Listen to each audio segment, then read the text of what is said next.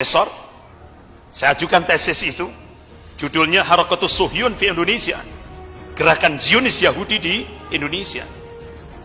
Jadi ternyata cukup mengagetkan. Yahudi masuk ke Indonesia itu tahun 1602 Miladiyah Masehi.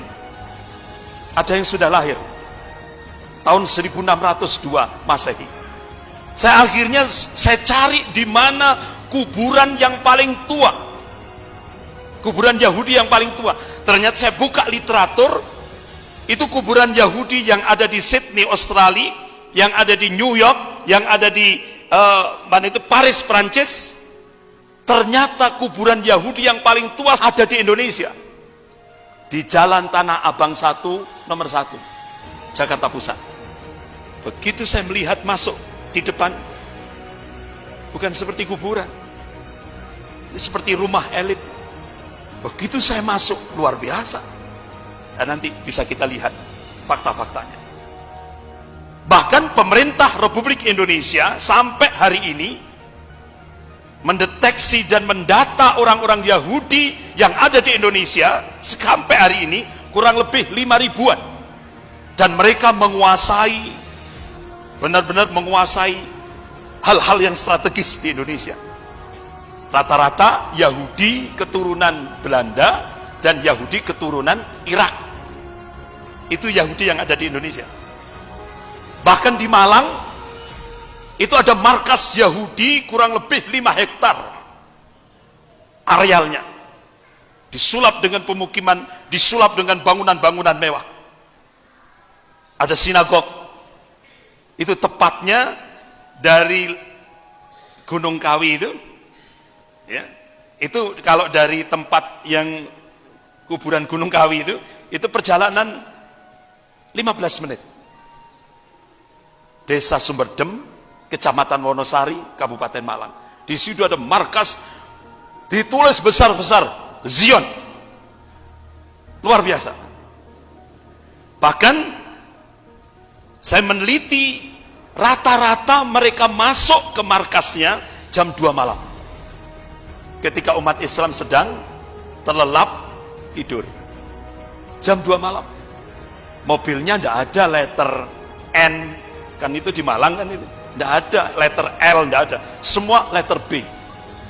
Mobil Mercy. Mobil-mobil mewah. Bis Bluebird itu dari Jakarta.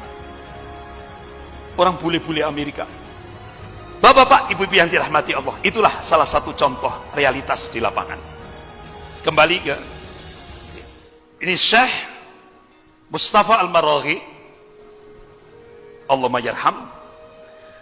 Beliau mencoba meneliti dari nas-nas syar'i, baik ayat-ayat Al-Quran maupun hadis-hadis yang sahih. Beliau tulis 76 karakter Yahudi di dalam Al-Quran. Kesimpulannya, bapak-bapak, ibu-ibu yang dirahmati Allah, dari kitab yang ditulis oleh Syekh Al-Maraghi ini, yang beliau mufassir, bangsa Yahudi adalah bangsa yang paling unik dibanding bangsa-bangsa lain di dunia ini. Dalam diri mereka terkumpul semua kejelekan, tipu daya, jiwa-jiwa teroris, rasa dengki dan konspirasi, kejahatan, kebiadaban, kebengisan, kelicikan, pengingkaran, penjarahan, keras kepala, semua sudah menjadi urat dagingnya. Bahkan Al-Quranul Karim mengungkap karakter Yahudi hampir 1 juz di dalam Al-Quran. Allah Subhanahu wa ta'ala membongkar karakter Al-Yahud, Yahudi. Artinya hal ini menunjukkan begitu besarnya perhatian Al-Quran untuk mengungkap hakikat Yahudi. Nabiullah Musa alaihissalam mengajak Bani Israel untuk menyembah Allah, untuk mentauhidkan Allah. Tapi mereka tidak mau. Justru yang disembah adalah sapi betina. Ini yang disembah. Itulah karakter Yahudi. Bahkan Yahudi banyak di samping dia menolak apa yang diperintahkan oleh Nabiullah, mereka juga ada yang membunuh para nabi. Itulah karakter Yahudi. Makanya setiap kali kita sholat 5 waktu, kita senantiasa memohon kepada Allah, ghairil maghdubi alaihim waladdallin. Siapa al-maghdub? Siapa orang-orang yang dimurkai oleh Allah Subhanahu wa taala? Rasulullah mengabarkan, yaitu al-Yahud, Yahudi. Itu bangsa yang dimurkai oleh Allah Subhanahu wa taala. Dan ad-dallin, siapa orang-orang yang disesatkan? Rasulullah memberikan jawaban, an-Nasara, orang Nasrani. Kenapa mereka disesatkan oleh Allah Subhanahu wa taala?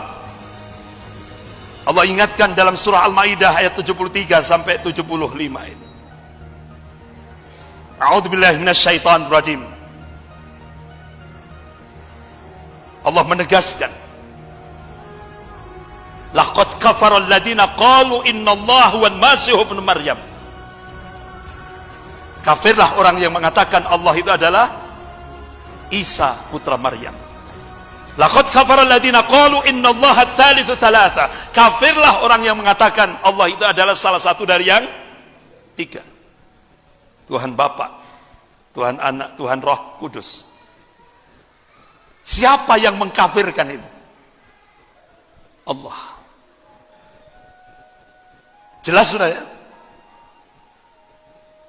Dari surah Al-Fatihah tadi yang bagian akhir.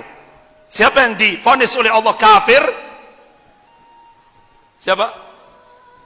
Yahudi dan Nasrani. Yahudi menjadikan Uzair ibnullah, anak Tuhan. Nasrani menjadikan Isa ibnullah, anak Tuhan. Makanya Allah memberikan vonis kafir. Jadi yang memvonis kafir Yahudi dan Nasrani itu siapa? Allah Subhanahu wa taala.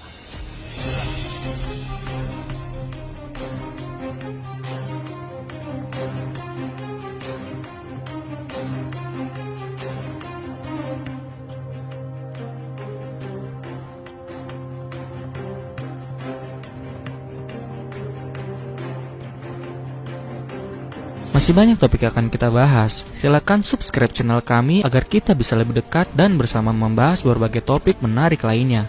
Like bila Anda suka dan unlike saja bila Anda tidak suka dengan video seperti ini. Terima kasih telah menonton dan sampai jumpa.